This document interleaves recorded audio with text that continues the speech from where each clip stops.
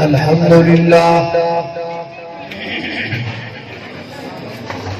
لله وكفى والصلاة والسلام على من لا نبي بعده الحمد لله على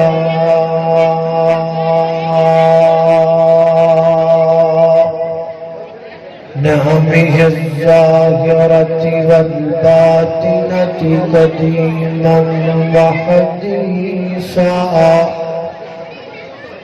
والصلاة والسلام على نبيه ورسوله محمد وآله وصحبه الذين ساروا في نصرة دينه سيرا حسيسا وعلى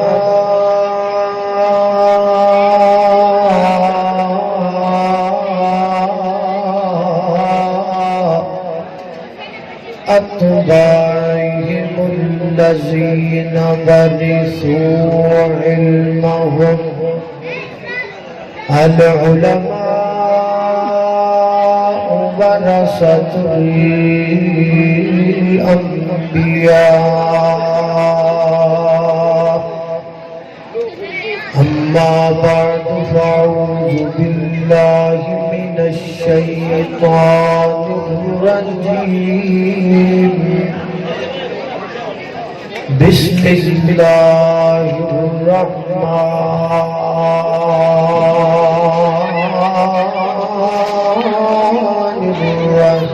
الرحيم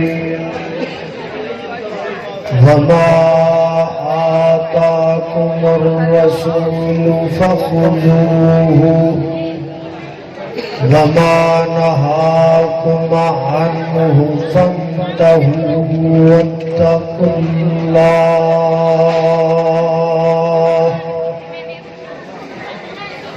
اللہ پاک دی نظر گجیو کچھ بھی نہیں پامیں شکل و صورت چند ہوئے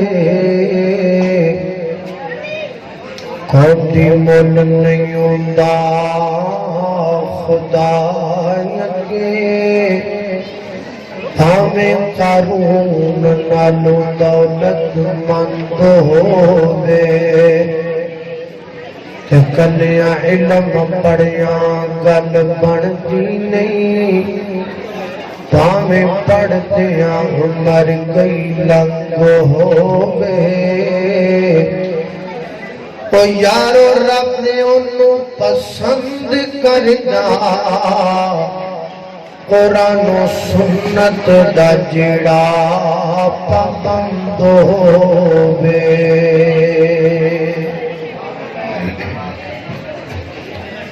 چونکہ آپ احباب کے ساتھ میری یہ پہلی ملاقات ہے ایک تو مجھے آپ کے طور طریقے کا علم نہیں ہے کہ آپ گفتگو پنجابی کی زیادہ سمجھتے ہیں یا اردو کی اس لیے میں آپ سے پہلے پوچھ لوں اگر آپ کہیں تو میں اردو میں بیان کروں گا اگر آپ کہیں تو پنجابی میں کروں گا اردو میں میں جب یہاں آیا تو مجھے عنوان کے حوالے سے احباب جماعت اور انتظامیہ نے مختلف عنوانات پر گفتگو کرنے کے لیے کہا کسی نے کوئی موضوع دیا کسی نے کوئی موضوع دیا تو میں نے یہ فیصلہ کیا ہے کہ میں آپ کے سامنے اصلاح معاشرہ کے عنوان پر گفتگو کروں کیونکہ اس عنوان کی ہمارے معاشرے کو بڑی اشد ضرورت ہے معاشرے کی اصلاح، ویسے بات تو بڑی سیدھی ہے، شاید آپ کو میری اس بات سے غصہ بھی لگے، لیکن جو میں نے اندازہ لگایا ہے وہ یہ ہے کہ ہمارے معاشرے کی اصلاح نہیں ہو سکتی۔ یہ جو ہمارا موجودہ معاشرہ ہے اس کی اصلاح نہیں ہو سکتی۔ آپ کے ذہن میں سوال ہوگا کہ کیوں نہیں ہو سکتی، اس کی وجہ کیا ہے؟ اس کی وجہ یہ ہے کہ معاشرے کی اصلاح کے لیے جو کام کرنا چاہیے وہ ہم کر نہیں سکتے۔ باقی میں بیان کر دیتا ہوں کہ وہ کام ہے کیا۔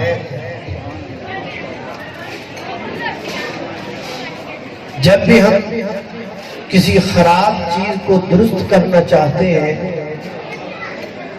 تو اس کے درست کرنے کا طریقہ کیا ہوتا ہے؟ ہم ایک صحیح چیز کو اپنے سامنے رکھتے ہیں، پھر ہم اس صحیح چیز کے وہ صحیح پوائنٹ نوٹ کرتے ہیں، یہ صحیح ہے تو کیوں ہے، یہ خراب ہے تو کیوں ہے۔ اس کے اندر جو خرابیاں ہیں وہ اس صحیح چیز کو دیکھ کر ہم اس کی وہ خرابیاں دور کریں گے تو یہ چیز بھی صحیح ہو جائے گا۔ تو ہم نے اپنے معاشرے کو صحیح کرنا ہے، اصلاح کرنی ہے، اس کے لیے ہمیں کوئی ایسا معاشرہ دیکھنا پڑے گا جو بالکل 100% درست معاشرہ ہو۔ ہم اس کو اپنے سامنے رکھیں گے، پھر اس کو دیکھ کر اپنی خامیوں کو دور کریں۔ تو آئیے ہم نسل انسانی سے ایسا معاشرہ تلاش کرنے کی کوشش کرتے ہیں جو معاشرہ 100% صحیح تھا۔ جب ہم نے غور کیا تو ہمیں ایک معاشرہ ملا جو معاشرہ 110% ٹھیک تھا، اور وہ معاشرہ کون سا معاشرہ تھا؟ وہ تھا محمد رسول اللہ صلی اللہ علیہ وسلم کا ٹھیک کیا ہوا معاشرہ۔ یہ معاشرہ بھی خراب تھا، ہمارا معاشرہ اتنا بگڑا ہوا نہیں تھا جتنا وہ بگڑا ہوا۔ اس معاشرے کے بگاڑ کا عالم یہ تھا کہ اللہ کے گھر خانہ کعبہ کا طواف بھی وہ برہنہ ہو کیا کرتے تھے۔ وہ معاشرہ اتنا بگڑا ہوا تھا کہ اللہ کے رسول کے بعثت سے قبل ہمارے بازاروں میں سبزیوں کی منڈیاں لگتی ہیں، وہاں عورتوں کی منڈیاں لگا کرتی ہیں۔ اس معاشرے کی خرابی کا عالم یہ تھا کہ وہ حلال سے اتنے دور تھے، حرام کے اتنے قریب تھے کہ انہوں نے ارادہ بنایا کہ ہم خانہ کعبہ بیت اللہ کو دوبارہ نئے سرے سے تعمیر کرتے ہیں۔ بیت اللہ جو ہے وہ نیچے ہے، ہمارے گھر اوپر ہیں، بارش پڑتی ہے تو سارا پانی خانہ کعبہ کے اندر جاتا ہے، تو ہم بیت اللہ کو تھوڑا اس کو اونچا کر کے بنائیں تاکہ اس کے اندر پانی نہ جائے، اور شرط یہ لگائی کہ ہم خانہ کعبہ کی تعمیر پر حلال پیسہ لگائیں گے، حرام نہیں لگائیں گے۔ پورے مکہ شہر میں حلال کے پیسے ان کے پاس اتنے نکلے کہ ان سے اللہ کا گھر بھی نہیں بن سکا۔ آپ اندازہ کریں کہ وہ معاشرہ کتنا بگڑا تھا، وہ حلال سے کتنے دور تھے، وہ حرام کمائی اتنی زیادہ کرتے تھے کہ ان کے پاس پورے شہر کے پاس اتنے پیسے نہیں تھے کہ اللہ کا گھر خانہ کعبہ بن جائے۔ حالانکہ خانہ کعبہ کو اتنا بڑا تو نہیں ہے، آپ میں سے جو لوگ وہاں گئے وہ آپ نے دیکھا وہ اتنی بہت زیادہ بڑی مسجد تو نہیں ہے نا، ایک چھوٹا سا اللہ کا گھر ہے، لیکن وہ اتنا چھوٹا ہونے کے باوجود ان کے پاس اتنے پیسے بھی نہیں تھے، حلال کے پیسے نہیں تھے، حرام تھا، لیکن شرط یہ تھی کہ ہم نے حلال پیسے لگانے۔ تو آپ اس بات سے خود ہی اندازہ لگا لیں کہ وہ معاشرہ کتنا بگڑا ہوا تھا۔ اب اللہ کے پیغمبر اس معاشرے کی اصلاح کرنے لگے۔ اب جیسے اللہ کے پیغمبر نے اس معاشرے کو ٹھیک کیا، اگر ہم بھی اپنا معاشرہ ویسے ٹھیک کریں تو ہو سکتا ہے، ورنہ نہیں ہو سکتا۔ اب اللہ کے پیغمبر نے کیا کیا؟ سب سے پہلا کام، آپ کوہ صفا کی بلندی بھی پہنچے، جس کو ہم صفا مروہ بولتے ہیں۔ آج تو ایک نشان باقی ہے، پہلے وہاں ایک پہاڑی تھی، اس پہاڑی کے اوپر اللہ کے پیغمبر گئے، اور اللہ کے پیغمبر نے پہاڑی کے اوپر جا کر کیا کیا؟ سب سے پہلے اپنے وجود کا سرٹیفکیٹ دیا، ان کے سامنے کھڑے ہو کر کیا فرمایا؟ اللہ کا قرآن اس بات کا ذکر کرتا ہے، الہ العالمین نے فرمایا، اے میرے محبوب پیغمبر، ان لوگوں کے سامنے اپنے آپ کو پیش کرو۔ نبی کریم علیہ السلام ان کے سامنے کھڑے ہو گئے، فرمایا قل انما اعظکم بواحدۃ ان تقوموا للہ مثنی وفرادی ثم تتفکروا ما بصاحبکم من جنہ ان هو الا نذیر لکم بین یدی عذاب شدید۔ فرمایا ہے میرے محبوب پیغمبر، ان لوگوں کو اعلان کر کے کہہ دیجئے، میں اللہ کا پیغمبر تمہارے سامنے کھڑا ہوں، میری جوانی تم میں گزری ہے، میرا بچپن تم میں گزرا ہے، میرا لڑکپن تم میں گزرا ہے، میری ولادت تم لوگوں میں ہوئی ہے، میں اپنا آپ تمہارے سامنے پیش کر رہا ہوں۔ 40 سال زندگی کے تم میں گزارے ہیں، ہے کوئی بندہ جو انگلی اٹھائے میرے کردار پر؟ ہے تم میں سے کوئی شخص جو یہ کہے کہ فلاں دن محمد رسول اللہ نے جھوٹ بولا تھا صلی اللہ علیہ وسلم؟ میری زندگی کے 40 سال تمہارے سامنے، غور کرو، تفکر کرو، تدبر کرو، اکیلا اکیلا بندہ غور کرے، دو بندے سر جوڑ کر بیٹھ جائیں، میری 40 سالہ زندگی کے اوپر نظر دوڑائیں، ایک عیب مجھ سے نکال کر دکھائیں۔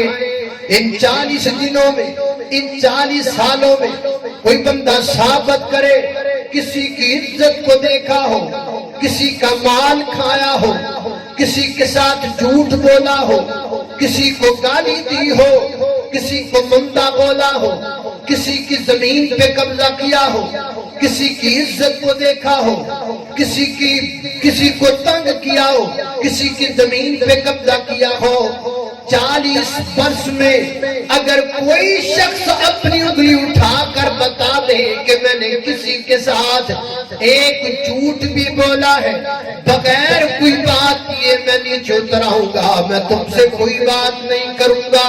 جب اللہ کے پیغمبر نے یہ فرمایا تو آگے سے جواب آیا، ما جربناک الا صدقا، اے محمد ابن عبداللہ، ہم نے 40 برسوں میں جب بھی آپ کی زبان سے سنا ہے، یا حق سنا ہے یا سچ سنا ہے،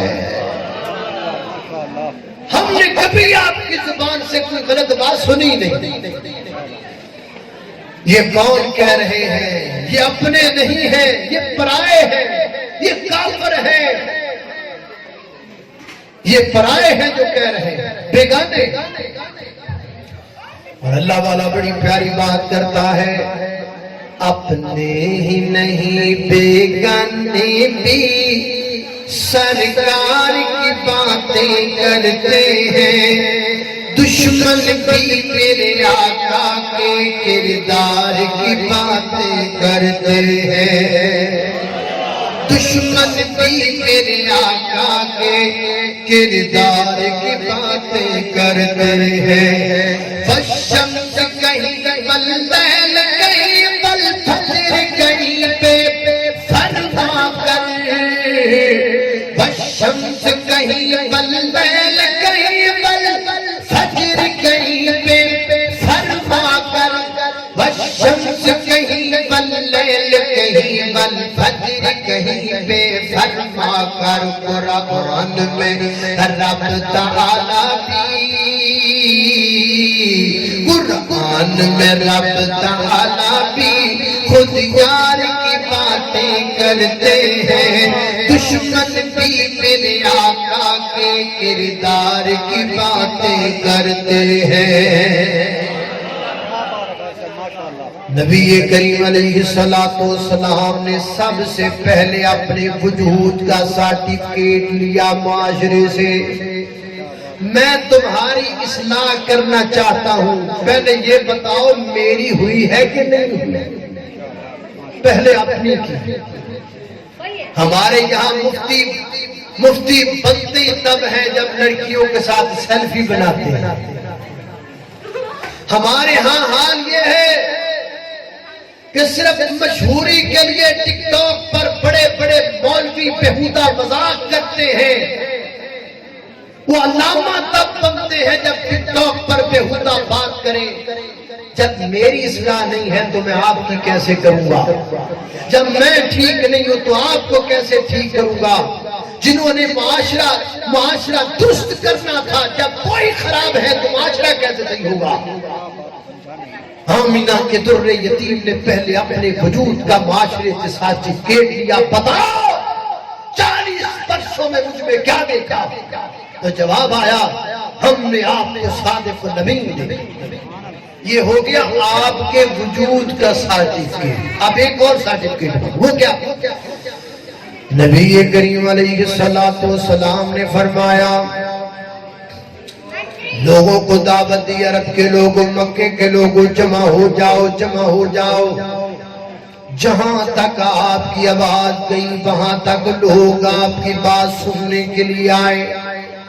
حتیٰ کہ بعض سیرت نگاروں نے لکھا ہے، جو خود نہیں آ سکا، بیمار تھا، اس نے اپنے نوکر کو بھیجا، غلام کو بھیجا، جاؤ، میں جا نہیں سکتا، میں کمزور ہوں، میں معذور ہوں، مجھ سے کوہ صفا تک جایا نہیں جاتا، تم جاؤ، سن کے آؤ، کیونکہ جو بلا رہا ہے وہ ایسے نہیں بلاتا، وہ بڑا سچا ہے۔ جو بلا رہا ہے وہ ایسے نہیں بلاتا، اس کی بات سننے والے۔ اتنے لوگ اکٹھے ہو گئے۔ جب سارے لوگ جمع ہو گئے تو اللہ کے پیغمبر نے فرمایا، سنو مکہ کے لوگوں، میں تمہارے سامنے کھڑا ہوں، پہاڑی کے اوپر کھڑا ہوں، اور پہاڑی کی اس سائیڈ کو بھی دیکھ رہا ہوں، اس سائیڈ کو بھی دیکھ رہا ہوں، اس طرف تم ہو اور اس طرف کیا ہے جب میں جانتا ہوں تم نہیں جانتے، کیونکہ پہاڑی کس طرف مجھے نظر آ رہی ہے۔ اگر میں یہ کہوں کہ پہاڑی کس طرف ایک بہت بڑا لشکر ہے جو بھی تم پر حملہ ور ہونے والا ہے، تو بتاؤ سچا کہو گے یا جھوٹا کہو گے؟ انہوں نے کہا محمد ابن عبداللہ، رسول کی تو بات ہی نہیں ہوئی تھی نا صلی اللہ علیہ وسلم، ہم نے زندگی میں کبھی آپ کی زبان سے جھوٹ سنا ہی نہیں ہے، ایسا کبھی ہوا ہی نہیں ہے کہ آپ نے بات کی ہو تو بات سچی نہ ہو۔ اگر آپ کہہ رہے ہیں کہ پہاڑی کی دوسری جانب لشکر ہے، ہم نے نہیں دیکھا، ہم پھر بھی مانتے ہیں کہ آپ نے سچ کہا۔ یہ ہو گیا آپ کی زبان کا سرٹیفکیٹ۔ پہلے وجود کا سرٹیفکیٹ لیا معاشرے سے، پھر اپنی زبان کا سرٹیفکیٹ لیا معاشرے سے، پہلے اپنے وجود کو منوایا، پھر اپنی زبان کو منوایا، پھر کیا کہا؟ پھر کہا قولوا لا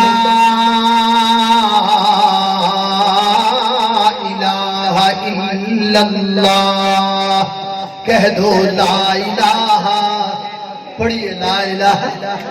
اب تو ماشاءاللہ آپ نے کھانا کھا لیا ہے، سیر ہو گئے، اب تو پڑھنے میں کوئی مشکل نہیں ہے، پڑھیے لا الہ لا الہ الا اللہ۔ یہ کلمہ خدا سے ملاتا ہے، یہ کلمہ خدا سے ملاتا ہے، وحدت کا جام پلاتا ہے، کہ سب منگتے گئے یہ سب منگتے گئے، وہ داتا پر لا الہ الا اللہ، لا الہ الا اللہ۔ حضرت علامہ اقبال یاد آئے، یہ نغمہ فصل گلو لالا کا نہیں پابند، یہ نغمہ فصل گلو لالا کا نہیں پابند، بہار ہو کے خزاں لا الہ الا اللہ، لا الہ الا اللہ۔ اللہ اللہ اللہ کہہ دو لا الہ، پڑھیے لا الہ الا اللہ۔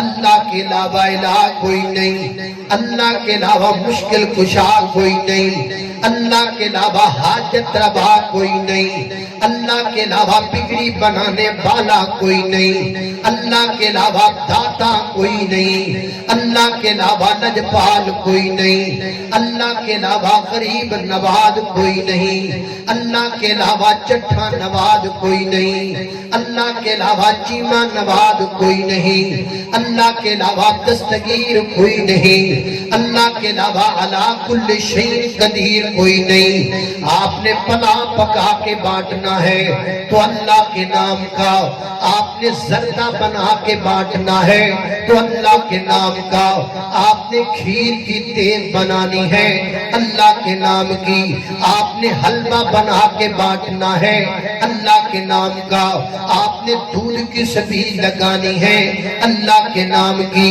آپ نے ٹھنڈے پانی کی سبیل لگانی ہے اللہ کے نام کی۔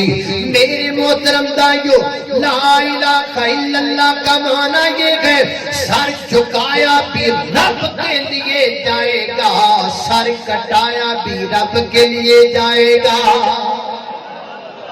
لا الہ الا اللہ پڑھو، اے مکے کے لوگوں پڑھو لا الہ الا اللہ۔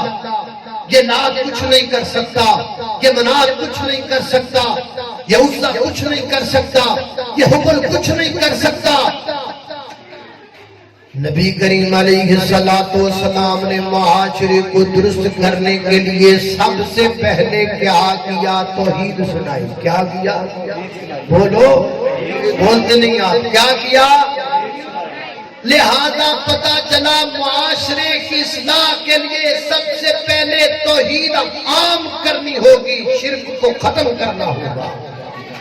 میری بات آپ لکھ لیجئے، میں سر پہ قرآن اٹھا کے کہہ سکتا ہوں، جتنی دیر تک معاشرے سے شرک نہیں ختم ہوگا تب تک معاشرے کی اصلاح نہیں۔ اللہ کے پیغمبر نے سب سے پہلے پیغام توحید پیش کیا اور کوئی کمپرومائز نہیں کیا اس پر، کوئی سمجھوتا نہیں کیا اس پر، کوئی اللہ کے پیغمبر نے فہم و تفہیم نہیں کی اس پر، کوئی اللہ کے پیغمبر نے مصلحت نہیں پیش کی۔ یہاں صحیح مسلم کی روایت ہے، غزوہ بدر کا موقع، نبی کریم علیہ السلام میدان مقتل کی طرف نکل رہے ہیں، بندے بڑے کم ہیں، 313، صرف 313، اور 313 میں سفید داڑھیوں والے بزرگ بھی موجود ہیں، ان 313 میں کچھ بچے بھی چڑھتی جوانی والی موجود ہیں، ان 313 کے پاس تلواریں بھی مکمل نہیں، تلواریں بھی ٹوٹی ہوئی ہیں، گھوڑے بھی کم ہیں، بندے بھی کم ہیں، تلواریں بھی کم ہیں، اسلحہ بھی کم ہے، عمریں بھی کم ہیں۔ کتنی ضرورت تھی بندوں؟ ایک بندہ آیا، اسلحے سے لیس ہو کر آیا، زرہ پہن کے آیا، اور سر کے اوپر لوہے کا خول پہن کے آیا، دور سے بہادری کے ترانے گاتا ہوا آیا، میں لڑوں گا، میں میدان میں نکلوں گا، میں کاٹ کے رکھ دوں گا، میں ٹکڑے کر کے رکھ دوں گا، میں گردنیں اتار کے رکھ دوں گا۔ اللہ کے پیغمبر کے سامنے کھڑا ہوا، اے محمد الرسول اللہ صلی اللہ علیہ وسلم، میں آپ کے ساتھ ہوں، آپ کی جماعت کے ساتھ ہوں، فرمایا زیادہ جلدی کرنے کی ضرورت نہیں ہے، پہلے بتا کیا اس عقیدے کو مانتے ہو کہ لا الہ الا اللہ؟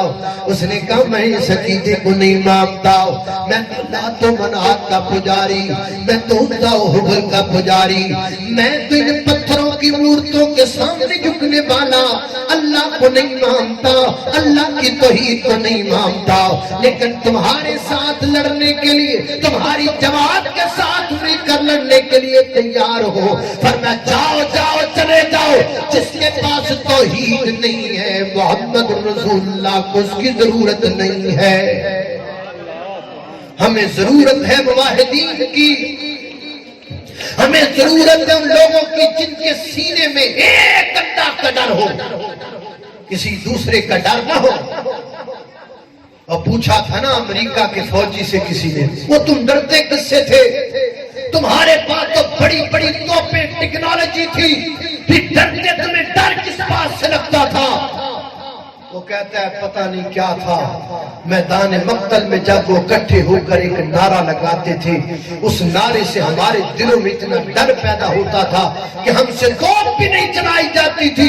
پوچھنے والے نے پوچھا وہ کیا نعرہ تھا؟ اس نے کہا وہ اللہ اکبر کا نعرہ تھا۔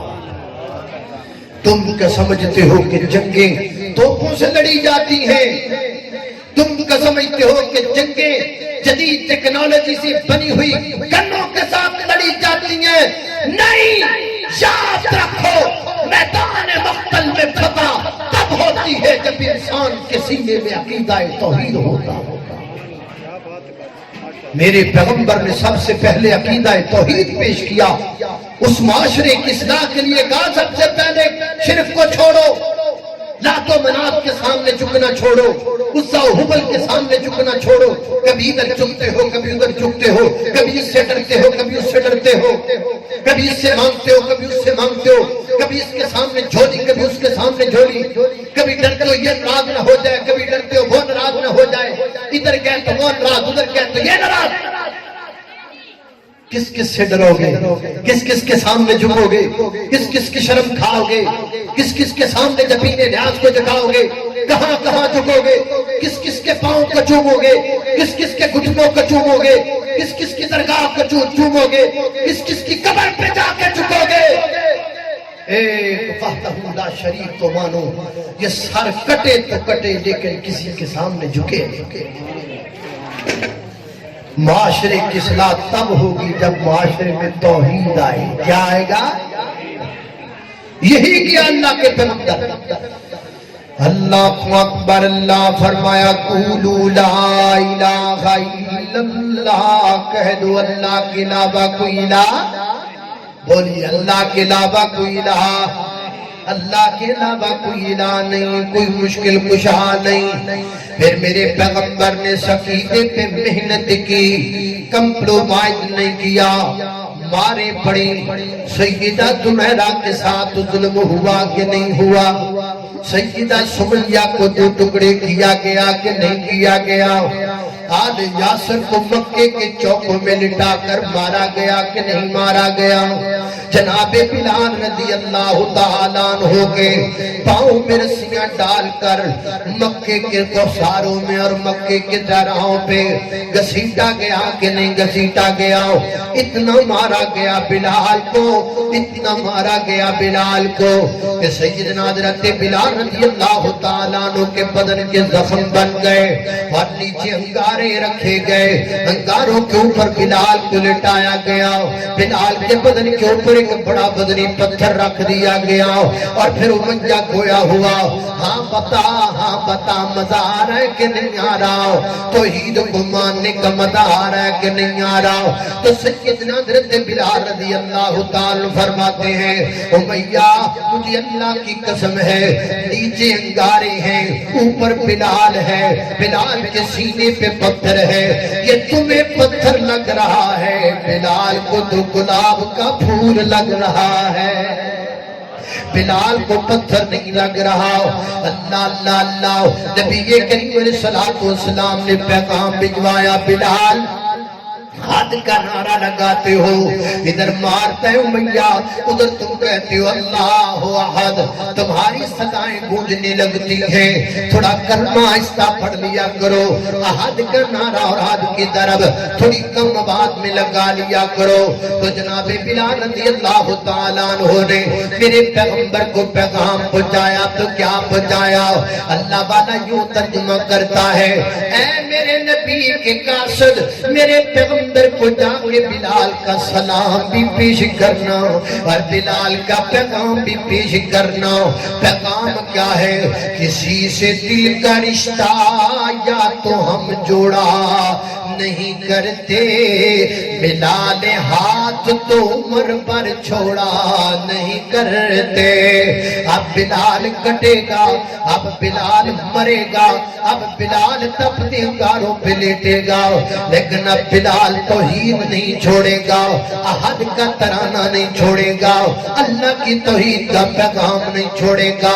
اللہ والا کہتا ظلم پر ظلم سہ کر یہ بولے بلال، ظلم پر ظلم سہ کر یہ بولے بلال، ظالم و غلط ہے یہ تمہارا خیال، دامن مصطفیٰ میں کیسے چھوڑ دوں، اتنا کمزور ایمان ہمارا نہیں، خوب نام محمد ہے مومنوں، جس میں نکتہ بھی رب کو گوارا نہیں۔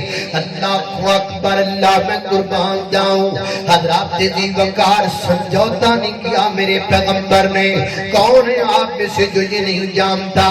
2.5 سال کے لیے میرے پیغمبر کے ساتھ مکے کے لوگوں نے بائیکاٹ کر دیا، جو لات کو نہیں مانے گا ہم اس کو نہیں مانیں گے، جو منات کو نہیں مانے گا ہم اس کو نہیں مانیں گے، جو عزا کو نہیں مانے گا ہم اس کو نہیں مانیں گے، جو حبل کو نہیں مانے گا ہم اس کو نہیں مانیں گے، ہم شیب ابی طالب میں بند کر دیں گے ان کو۔ 2.5 سال کے لیے میرے پیغمبر کے یاروں کو بند کر دیا گیا، شیب ابی طالب میں کھانا نہیں دیا جاتا تھا، پینے کے لیے پانی نہیں دیا جاتا تھا، اپنی خوشیوں سے دور کر دیا، اپنی غمیوں سے الگ کر دیا، تمام تر رشتہ دار میرے پیغمبر کے چھوڑ گئے، سب رشتہ دار میرے پیغمبر کے چھوڑ کر الگ ہو گئے، لیکن میرے پیغمبر نے پھر بھی عقیدہ توحید کو نہیں چھوڑا، فرمایا چھوڑ دو تو چھوڑ جاؤ، بند کر دو شیب ابی طالب میں تو بند کرو۔ میں نے تاریخ اور سیرت کی کتاب میں پڑھا ہے، شیب ابی طالب مکہ سے کچھ فاصلے پر تھا، جب چھوٹے چھوٹے بچے شیب ابی طالب میں مسلمانوں کے رویا کرتے تھے بھوک کی وجہ سے، ان کی صدائیں مکے کی فضاؤں میں گونجا کرتی تھی، جب وہ بھوک کے لیے بلکا کرتے تھے، جب وہ بھوک کے لیے رویا کرتے تھے، ان چھوٹے چھوٹے بچوں کی پیاسوں کو برداشت کیا، ان چھوٹے چھوٹے بچوں کی آہوزاری کو برداشت کیا، لیکن میرے پیغمبر نے عقیدہ توحید پہ کمپرومائز نہیں کیا۔ کیا نہیں یاد آپ کو؟ ادھر اللہ کے پیغمبر نے پیغام توحید پیش کیا، ادھر سارے لوگ اکٹھے ہو کر میرے پیغمبر کے چچا سردار ابو طالب کے پاس آئے، جا کے کہہ دیجئے محمد بن عبداللہ صلی اللہ علیہ وسلم کو جس لڑکی پہ ہاتھ رکھے گا نکاح مل جائے گا، جس طرف اشارہ کرے گا عرب کے اتنے شہر سرداری مل جائے گی، جتنی دولت پہ ہاتھ رکھے گا اتنی دولت مل جائے گی۔ لیکن یہ لا الہ الا اللہ کا ترانہ اس کو کہہ دو چھوڑ دے، یہ لات کو جھوٹا نہ کہا کرے، یہ منات کو مندہ نہ کہا کرے۔ شام کو اللہ کے پیغمبر کر آئے، سردار ابو طالب نے بلایا، بیٹا یہاں میری بات سنو نا، یہ مکے کے لوگ آئے تھے، کہتے تھے لڑکی مل جائے گی، مال مل جائے گا، سرداری مل جائے گی، ایک اللہ کی توحید کا ترانہ چھوڑ دو۔ تو میرے پیغمبر نے فرمایا چچا محترم جب دوبارہ آئے تو ان کو پیغام دے دینا، ایک ہاتھ میں مشرق کی دولتیں دوسرے ہاتھ میں مغرب کی دولتیں اگر رکھ دے، میں محمد ساری دولتوں کو جوتے کی نوک پہ ٹھوکر پہ چھوڑ سکتا ہوں، لیکن اللہ کی توحید کو ایک منٹ کے لیے بھی نہیں چھوڑ سکتا۔ معاشرے کی اصلاح ایسے کی میرے پیغمبر، عقیدہ توحید نہیں چھوڑا، سب کچھ چھوڑ گیا، عقیدہ توحید نہیں چھوڑا۔ یہاں میری مائیں بہنیں پردے میں بیٹھی ہیں، میں اللہ کا واسطہ دے کر اپنی ماں بہنوں سے کہوں گا، میری ماں بہنوں 3 سال اگر اللہ آپ کو بیٹا نہیں دیتا تو 3-4 سال کے بعد آپ اپنے ہاتھ سے اپنے عقیدے کا کھلواڑ کرتی ہیں۔ ایک بیٹے کے لیے آپ عقیدہ چھوڑ دیتی ہیں، فلاں کے پاس فلاں کے پاس فلاں کے پاس جا کے وہ جو کہے آپ وہ کرتی ہیں، آپ نہیں سوچتی کہ یہ کرنا میرے لیے جائز بھی ہے یا نہیں، یہ کرنے کی مجھے اسلام اجازت بھی دیتا ہے کہ نہیں، آپ اپنا عقیدہ چھوڑ دیتی ہیں ایک بچے کی خاطر۔ کیا آپ کو سیدہ مریم یاد نہیں؟ کیا آپ کو سیدہ آسیہ یاد نہیں؟ کون سیدہ آسیہ علیہ الرحمہ، محلوں کی رانی آسیہ، وقت کی خاتون اول آسیہ، فرعون کی گھر والی آسیہ، سیدنا حضرت موسیٰ علیہ السلام کی اپنی گود میں پرورش کرنے والی ماں آسیہ۔ جب عقیدہ توحید سمجھ میں آیا، عقیدہ توحید سمجھ آنے کے بعد فرمایا فرعون تو میرا رب نہیں، پھر رب کون ہے؟ ربی الذی یحیی و یمیت، قال انا احیی و امیت، میرا رب زندہ کرنے والا مارنے والا، میرا رب مشرق و مغرب و شمال و جنوب کا مالک ہے۔ اس نے کہا اچھا ابھی تیرا علاج کر لیتا ہوں، تو میرے گھر کی میری بیوی ہو اگر مجھے نہیں مانیں گے تو باہر کے لوگ کیا کریں گے؟ جسم سے شاہانہ لباس اتار لیا گیا۔ سنے میری بہن، سنے میری ماں بہنوں، کاڑے سے آنے والے اس فقیر کا پیغام اپنے ساتھ لے کے جانا ہے۔ ہاتھوں کے ساتھوں سے سونے کے کنگن اتار لیے گئے ہیں، بیڑیاں اور ہتھ کڑیاں پہنا دی گئی ہیں، ریشم کا لباس ماں آسیہ کے بدن سے اتار لیا گیا ہے، بوریے کا لباس پہنا دیا گیا ہے، بڑے بڑے محلات سے نکال لیا گیا ہے، ایک زندان اور جیل میں بند کر دیا گیا ہے، نیچے سے نرم و نازک گدیلے اور جناب تخت اٹھا لیے گئے ہیں، پلنگ اٹھا لیے گئے ہیں، سیدہ آسیہ علیہ الرحمہ کو زمین پہ لٹا دیا گیا، اور کتنی اذیت ناک سزا دی ہے۔ ہے کوئی میری ماں بہن سننے کے لیے تیار؟ ہے کوئی میری ماں بہن سیدہ آسیہ کی سیرت پر عمل کرنے کے لیے تیار؟ اللہ کا قرآن کہتا ہے وَفِرْعَوْنَ ذِي الْأَوْتَادِ، فرعون اتنا بدبخت اور ذلیل تھا، اس نے سیدہ آسیہ کے جسم میں میخیں گھبا دی، جسم کے اندر کیل چبا دیے تھے، جسم سے خون نکلنے لگ گیا تھا۔ سیدہ آسیہ علیہ الرحمہ اپنے چہرے کو آسمان کی طرف اٹھاتی ہیں اور رو کر فرماتی ہیں ربی ابن لی عندک بیتا فی الجنہ، ربی ابن لی عندک عندك بيتا في الجنة رب ابن لي عندك بيتا في الجنة اللہ میں آسیہ نے تیری توحید کی خاطر اپنے ہاتھوں سے سونے کے کنگنوں کو اتار کر لوہے کی ہتھ کڑیاں پہن لی اللہ میں نے تیری وفا کی خاطر اپنے پاؤں سے سونے کی پازیبوں کو اتار کر لوہے کی جناب بیڑیوں کو پہن لیا اللہ میں نے تیری توحید کی خاطر اپنے بدن سے ریشمی لباس کو اتار کر اپنے بدن میں پوری کا لباس پہن لیا اے میرے مولا کریم میں نے تیری توحید کی خاطر اپنا محل چھوڑا کون میری آسیہ مجھ سے کیا چاہتی ہے اللہ مجھے دنیا کے کنگنوں کے بدلے جنت کے کنگن دے دو مجھے دنیا کی بیڑیوں تیاری دنیا کے سونے کی پازیبوں کے بدلے مجھے جنت کی پازیبیں دے دو اللہ مجھے دنیا کے محلات کے بدلے جنت کا محل چاہیے اللہ اگر میں نے تیری توحید کے لیے یہ سب کچھ کر دیا ہے تو مجھے اپنے پاس محل دے رب ابن لی عندک تیرے نزدیک تیرے پاس اللہ تیرے قریب میرا محل ہونا چاہیے ادھر زبان سے بات جاری تھی ادھر آنکھوں سے آنسو نکل رہے تھے اور ادھر سیدہ آسیہ مسکرانے لگ گئی فرعون بدبخت بولا کہتا ہے معاذ اللہ پاگل ہو گئی معاذ اللہ کوئی اتنی تکلیفوں کے اندر بھی مسکراتا ہے کوئی جسم میں کیل کی لگوانے کے بعد بھی مسکراتا ہے فرمایا میں نہیں پاگل تو ہو گیا ہے اس نے کہا پھر مسکرا کیوں رہی ہو فرمایا مسکرا اس لیے رہی ہو لیٹی زمین پر ہوں اللہ نے ساتوں آسمانوں کو چیر کر جنت میں بنا ہوا محل مجھے دکھلا دیا ہے عقیدہ توحید پیش کیا میری بہنا ایک بچے کی خاطر تم عقیدہ توحید کے گلے پہ چھری چلاتی ہو یاد رکھو بیٹا دینا بیٹی دینا یہ اللہ کے اختیار میں ہے دنیا کا کوئی شخص کچھ نہیں دے سکتا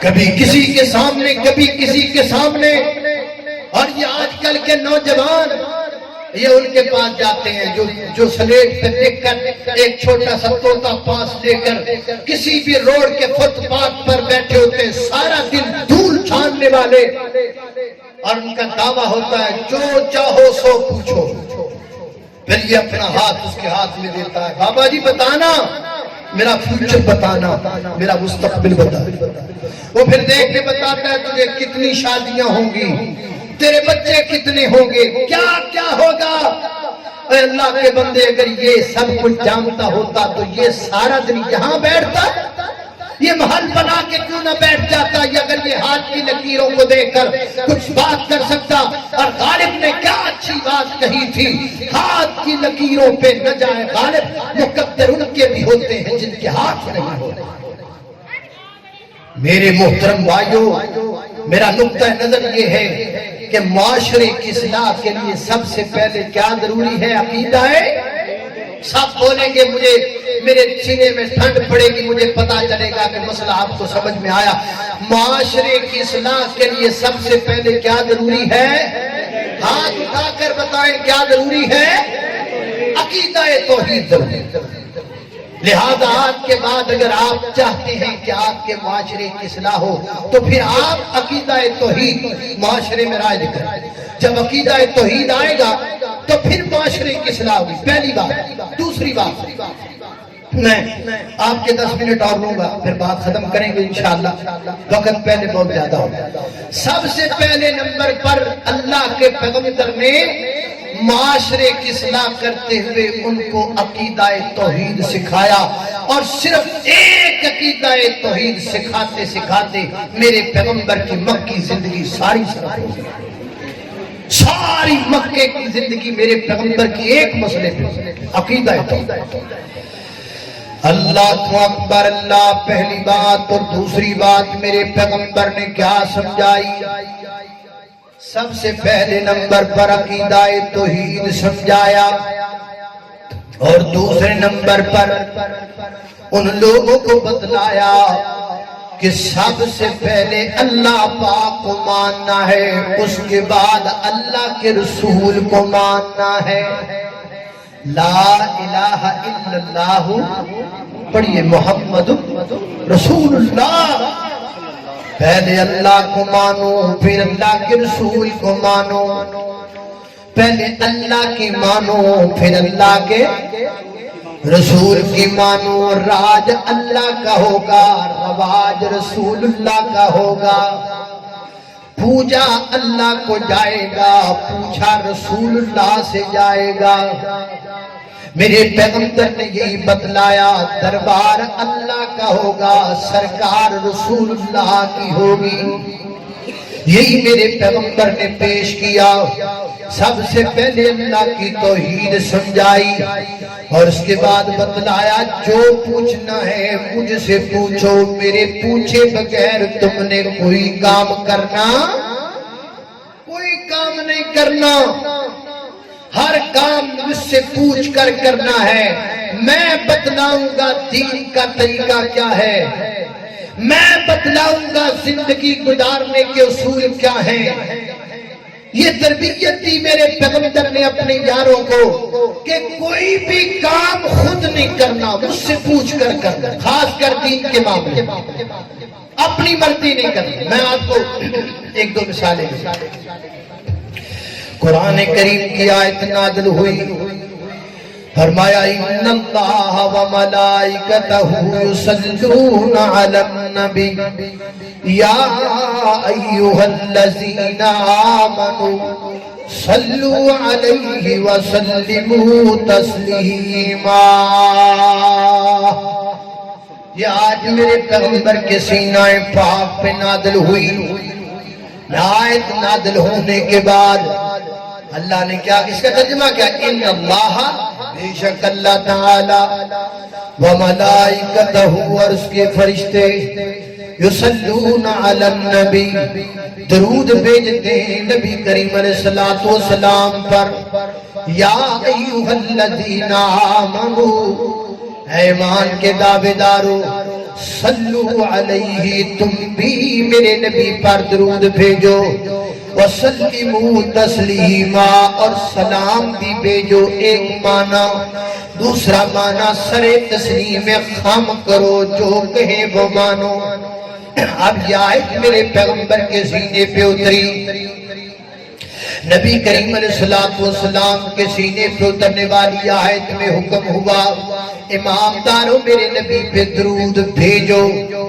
مجھے آپ قرآن کریم کی کسی آیت سے، ذخیرہ حدیث کی کسی بھی کتاب سے کوئی ایک روایت لا کر دکھائیں کسی صحابی نے درود کے الفاظ اپنی طرف سے تیار کیے ہوں، اپنی طرف سے بنائے ہوں، اور اللہ کے پیغمبر کے پاس آ کے عرض کیا ہو، اے اللہ کے محبوب پیغمبر، اللہ پاک جو حکم دیتے ہیں کہ امامداروں اپنے نبی پہ درود بھیجو، وہ عربی تھے یا نہیں تھے؟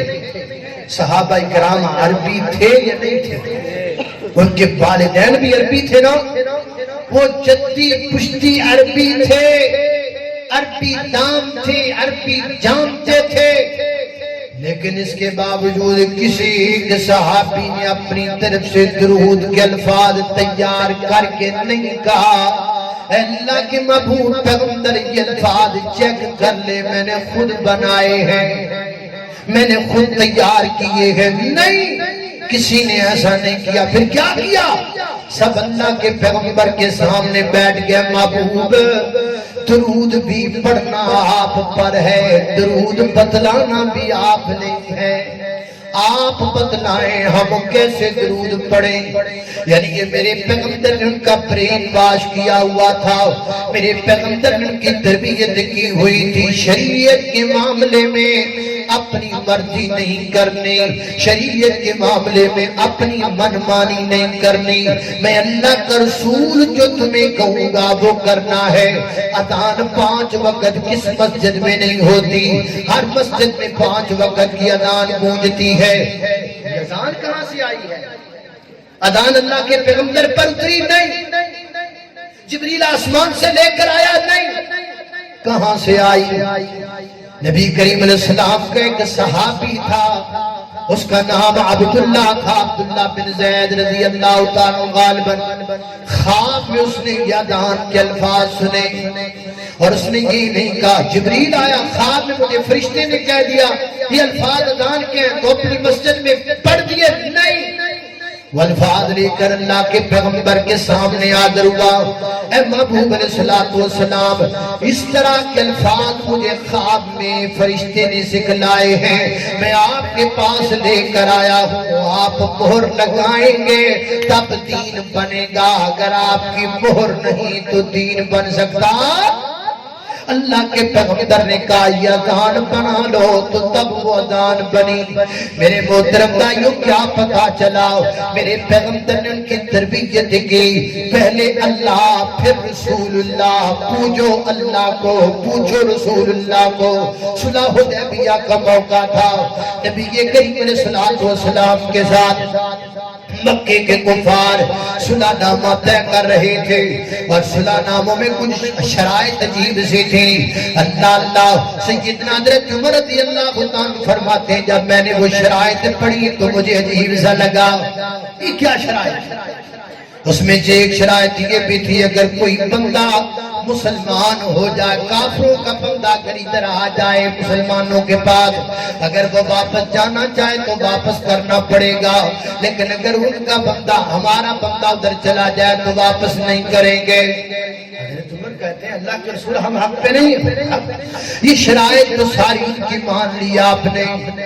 فرمایا عمر انی رسول اللہ، میں اللہ کا رسول ہوں، یہ نہیں کہا اور بیٹھو تمہیں سمجھاؤں بات کا، نہیں، اس شرط کی حکمت یہ ہے، یہ شرط نہیں، کچھ نہیں کہا بلکہ کہا عمر انی رسول اللہ، میں اللہ کا رسول ہوں، بس۔ یہ شرائط کی طرف نہ دیکھو، میری طرف دیکھو، اور میری طرف اس لیے دیکھو کہ میں اپنی مرضی سے نہیں بولتا، اللہ کی مرضی سے بولتا ہوں۔ انی رسول اللہ، میں اللہ کا رسول ہوں، یہ شرط تیری سمجھ میں آئے تب ایمان، نہ سمجھ میں آئے تب ایمان، عقل مانے تب ایمان، عقل نہ مانے تب ایمان۔ تجھے یہ سمجھانا ہے، تیرے دماغ میں یہ بات بٹھانی ہے، عمر یہی تو میں تجھے بتلانا چاہتا ہوں۔ پوچھو پوچھو پوچھو اللہ کو، پوچھو رسول اللہ کو، جو میں نے کہہ دیا جو دکھوا دیا، اللہ کا رسول ہوں، مجھ سے پوچھا نہیں جائے گا یہ تم نے کیوں ایسا کیا۔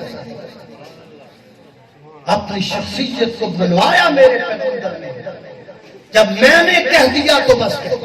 حضرت عمر فرماتے ہیں میں سیدنا حضرت فاروق اعظم حضرت صدیق اکبر کے پاس گیا، صدیق مجھے یہ سمجھ میں نہیں آیا یہ کہ اللہ کے پیغمبر نے اس طرح کی شرائط طے کی، واہ صدیق تیری عظمت پہ قربان جائے۔ اللہ اللہ، صدیق بھی کتنا عظیم انسان تھا، کتنا بلند مقام ہے پایا صدیق نے،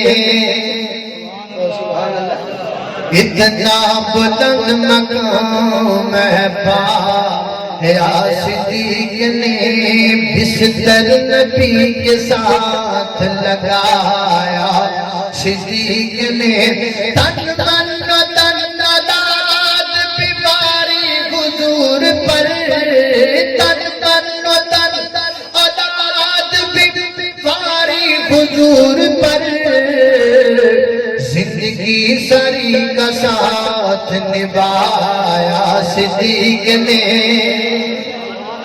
اللہ اللہ اللہ، صدیق مجھے یہ بات سمجھ میں نہیں آئی، اللہ کے پیغمبر نے یوں شرائط لکھوائیں۔ حضرت عمر فرماتے میں قربان جاؤں صدیق پہ، جو الفاظ اللہ کے نبی کے تھے وہی الفاظ صدیق کے تھے۔ صدیق نے کہا عمر گھبرانا نہیں، انہو رسول اللہ، وہ اللہ کا رسول ہے، وہ جو کہہ دے حق ہے، وہ جو کہہ دے سچ ہے۔ میرے بھائیوں میرا نقطہ نظر یہ ہے جو میں آپ کو سمجھانا چاہتا تھا۔ دوسرے نمبر پر معاشرے کی اصلاح تب ہوگی جب میں یہ کہوں گا کہ جو اللہ کے نبی کہیں گے بس وہ حق ہے، میری جماعت، میرا فرقہ، میرا گروہ، میرا مفتی، میرا عالم، میری کتاب، میری مسند، میری کرسی نہیں، میں نیچے، میری مسند نیچے، میرا امام نیچے، میرا خطیب نیچے، میری کرسی نیچے، میری ذات نیچے، سب سے اوپر ہے تو محمد رسول اللہ ہے۔ اللہ کے نبی نے یہ منوایا معاشرے کو، پہلے اللہ کو مانو پھر اللہ کے رسول کو مانو۔ اگر آپ معاشرے کی طرح چھوڑیں یہ ساری باتیں، بے پردگی، بے حیائی، زنا، بدکاری، یہ سب بات کی بات، معاشرے کی اصلاح کے لیے مین چیز کو پکڑیے، یہ دو کام کرنا، سب چھوڑ سکتے۔ معاشرے کے لوگوں میں ایک اللہ اور ایک اللہ کے رسول، دو ذاتوں کی اگر آپ پہچان کروا دیں، اللہ کی قسم اٹھا کے کہتا ہوں معاشرہ درست ہو جائے گا۔ اللہ ہمیں اس پر عمل کرنے کی توفیق عطا فرمائے۔